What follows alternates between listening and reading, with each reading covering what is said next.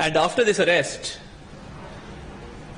he was taken to an undisclosed location, and he was coerced and forced to do some tasks for the Indian intelligence agency.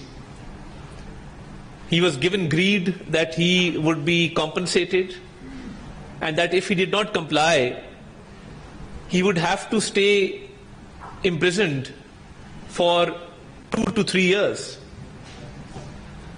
So this common fisherman by the name of Ejaz Mallah was eventually released by the Indian intelligence agency and was sent to Pakistan on a task to procure certain things for the Indian intelligence agency, which included uniforms of Pakistan Navy, uniforms of Pakistan Army, and uniforms of Sindh Rangers.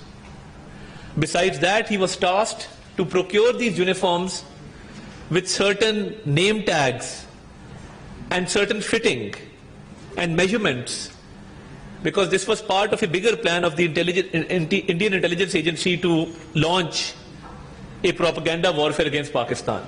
So as you can see on the screen, that amongst the things that he was asked to procure, an army uniform, a navy uniform, a ranger uniform, along with, if you could stay on that slide with the uniform please, with the name tags. And when he was loitering around in Pakistan procuring these items, because our intelligence agencies are well equipped to deal with any situation, they put him under surveillance when he tried to procure these items.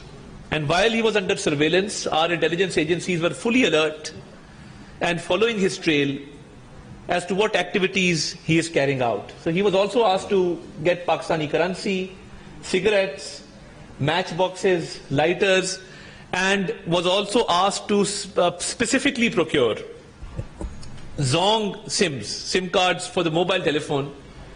So that is exactly what he did. He procured all these items, and he was on his way to India when law enforcement agencies apprehended him from the sea, arrested him, took these items into custody. So this is part of a greater plan of India to malign Pakistan and to use such propaganda items and disinformation and misinformation. And we've been very, very active in countering the misinformation and disinformation by the Indian media and by the Indian state. Now this is a glaring example of what extent the Indian state is going to malign Pakistan, because they are not able to digest the successes of Pakistan, be it the success in Marka-e-Haq, the 4-day war, and it was a big failure of the Indian state, of the Indian armed forces, and a humiliating defeat. So they're not able to digest that defeat. They are not able to digest the diplomatic successes, because we've seen that Pakistan is being acknowledged at the world stage, at the global level, by all nations, and Pakistan is well respected. So this is the kind of propaganda warfare that they resort to, and detailed investigations have been carried out